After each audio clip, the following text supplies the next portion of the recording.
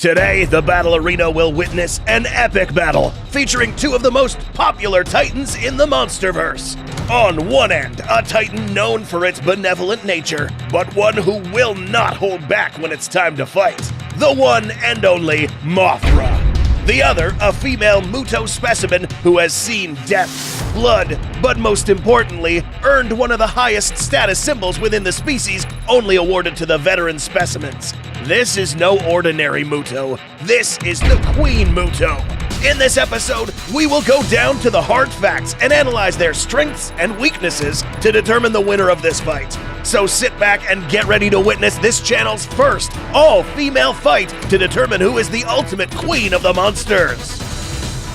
Before we begin this battle face-off, in order to proportionately size up these monsters and simulate an accurate fight, we first need to understand their corporal builds and the first battle attribute, resistance.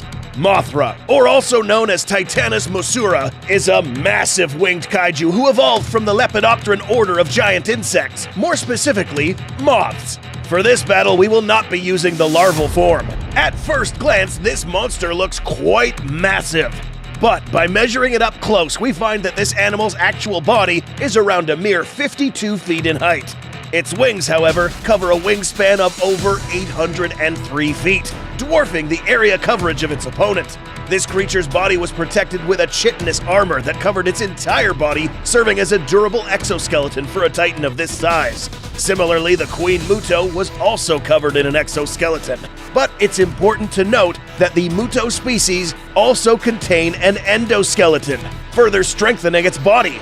But how big were these? We know that female Mutos measure approximately 300 feet in height, and there is no official mention that Queen Mutos are considerably larger than the standard female specimens. In this simulation, we will account for the spiked formations along its back, subtly increasing its overall height to around 310 feet. So, which of these titans is better built to fight? Taking into account that there is a stark difference in the amount of mass that these creatures bring to this battle. The Queen Muto is seemingly built to be able to withstand more damage from its opponent. For this reason, in this round, the edge for resistance and corporal build will go to the Queen Muto. Battle Experience. In this particular face-off, we will use battle experience as a fair indicator of these titans' level of battle intelligence. Note that both of these particular specimens are extremely battle-hardened titans. Yes, both. Let's begin with Mothra. In the Monsterverse lore, it is explained that Mothra has a particular ability that singles it out from all other titans. Reincarnation. This is defined as the recurring process of coming back to a living state after death. But this doesn't end here. After Mothra resurrects, it will still hold the memories of the previous Mothra incarnations. All of them, meaning that any battle experience picked up by every single Mothra in existence is now housed inside this current specimen. This is possible due to Mothra's habit of laying an egg before going out to fight other kaiju. If it dies, then the next Mothra will hatch. Going back in time, we see that Mothra has faced an array of titans before, including Ghidorah and even the Kong species. This compilation of knowledge and experience gained throughout millions of years will be used against its opponent. But how does the Muto compare? Let's make something very clear. You don't just turn into a Queen Muto after winning one fight. This mark of superiority is earned with blood. It is mentioned that this particular Muto specimen is very old and experienced. This is notable from the obvious markings and scarring of this Muto specimen. This means that the Muto had to endure a continuous amount of combat throughout its life. If you know anything about Mutos, these guys are particularly good at fighting Godzillas, arguably the most powerful titan species in this franchise. So that said, it is obvious that both of these titans are perhaps some of the most battle-hardened creatures in the Monsterverse, both with plenty of opportunities to fight very dangerous kaiju, making this a draw in battle experience. Locomotion. When it comes to locomotion, we will take into account how fast and how agile their movements are. In Godzilla King of the Monsters, we see Mothra moving at very high speeds when she joined the fight against Ghidorah and Rodan. Her preferred method of locomotion is obviously flight. In 2019, Mothra joined the fight while airborne, rapidly flying past Ghidorah while avoiding any terrestrial melee combat. We can assume that Mothra will use this same methodology against Queen Muto, as it would not make any sense for Mothra and Muto to engage in an exclusively terrestrial encounter. The Queen Muto, on the other hand, or all female Mutos for that matter, are limited to ground locomotion, even though they are technically capable of moving faster sporadically for short periods of time. This speed and ground maneuverability is practically useless against a Titan that can move on both the X and Y axes. In this battle, this attribute will be something Mothra will have to exploit to avoid getting killed. Therefore, Mothra takes the edge when it comes to locomotion. Overall strength. In this particular face-off, strength will be the attribute to determine which of these Titans can kill the other and how fast. Let's go back to the corporal comparison. We see here that in terms of body composition, the Queen Muto far outweighs Mothra in both external and internal aspects. This includes musculature and armor. In King of the Monsters, we witnessed Mothra literally getting ragdolled by Rodan in midair against other tall structures. After further observation, Mothra really never displayed any signs of physical pushback against Rodan, suggesting that against an even larger foe, Mothra would struggle to inflict significant shock damage to its opponent. If you saw one of our previous face-off videos featuring the male Muto, you would have already learned that Muto species are exceptionally strong. In 2014, we witnessed a smaller male Muto specimen drag a Russian Typhoon-class submarine many miles inland. Based off of these feats, we can assume that the much larger specimens, let alone a Queen Muto, would be more than capable of inflicting killer blows backed up by this immense level of strength. Because this is a female, this particular sex in this species is much more bulkier than its male counterpart, making it obvious that for this combat attribute, the Queen Muto takes the edge in overall strength. Auxiliary weaponry. This flying Titan is equipped with weapons that can potentially handicap its opponents in two different ways. The first weapon that we will discuss is its silk attack ability. This is when Mothra spits a wide web out of its mouth, which is strong enough to ensnare or tangle even the largest of Titans. But in order to use this weapon effectively, Mothra will have to come somewhat close to its opponent in order to successfully cover the Titan with this silk. How strong is it? Silk is a natural fiber made out of special proteins which are produced inside certain insects such as silkworms and spiders. If you didn't know, silk is one of the strongest and most resistant materials in the world. According to some studies, it has been revealed that silk is proportionally 5 times stronger than steel. You heard that right. 5. Looking back on how Mothra managed to successfully trap 2 of Ghidorah's heads, we see that the only reason they were set free was thanks to Godzilla, who just destroyed the building altogether. Had Godzilla not intervened here, Ghidorah would have had a much harder time getting free.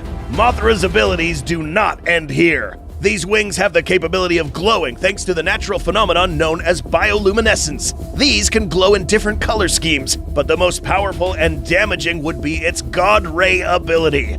Beta wave light that is capable of blinding an opposing kaiju and dissipating strong winds in any direction, making this ability a highly disorienting tool for Mothra. All Muto species have a special ability commonly known as an EMP, an electromagnetic pulse. This pulse is a disturbance that affects electrical circuitry and other energy-transmitting elements. But will these affect Mothra's bioluminescence? To answer this, we need to know how this phenomenon works. In the real world, most, if not all, bioluminescent animals and bacteria are able to emit light thanks to an element known as luciferin. When this element reacts with oxygen, it produces light. This chemical reaction is what you see whenever a firefly glows in the dark. Similarly, this giant insect's bioluminescence is created in the same way, not by electrical means, but by chemical reactions, which in this case are immune to EMPs. Mothra's 2 abilities can 1. Handicap an opponent's limbs, and 2. Blind them, while the Muto's EMP is basically harmless to Mothra, giving her the edge for auxiliary weaponry. Melee weaponry. Both of these Titans have similar weapons that are used in relatively the same way, but at different scales. Both Mothra and the Queen Muto have forward-facing limbs tipped with sharp spikes. Both have been seen to make lethal impacts to an opponent, and in the Muto's case, draw blood when fighting the G-Man. But whose weapons are deadlier? By measuring the size of both of these weapons, we see that the Queen Muto not only has the bigger weapons, but also has the greater range, meaning that each impact will come packed with enough centrifugal force to possibly even impale Mothra with a single strike. But Mothra doesn't just have sharp forelimbs, she also has a stinger. This retractable weapon is housed in this Titan's rear abdomen. Fully exposed, this stinger seemingly has the capability to pierce deep, as it was shown in King of the Monsters to effortlessly impale Rodan's chest or shoulder. Note that it is not officially mentioned that this stinger can inject any venomous agents, but even if it didn't, this thing is long enough to reach some of Muto's vital organs. That's if the Muto lets Mothra get close enough.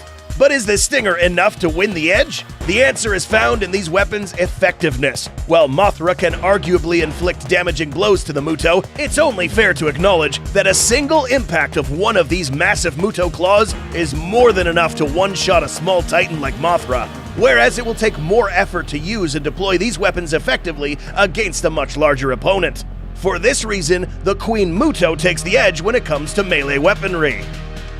X Factor. Earlier in this video, we discussed how Mothra lays eggs prior to going out and putting herself at risk and possibly dying. This makes it possible for her to come back to life, along with her previous memories and experience. But this has an additional effect to her fight methodology. It was mentioned by official sources that because Mothra is able to reincarnate, she has, over time, lost her fear of death. Meaning that Mothra will bear this in mind when fighting the Queen Muto. The idea of getting killed will not be daunting enough for Mothra to think twice before making a bold move.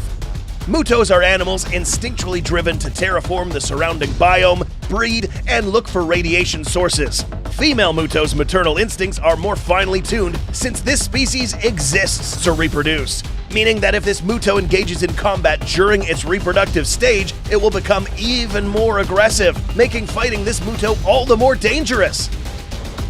We are now ready to reveal who will be the winner of this fight. Mothra, with its light and agile build, wins the edge in locomotion and auxiliary weaponry. The Queen Muto, with her massive build, wins the edge in resistance, overall strength, and melee weaponry.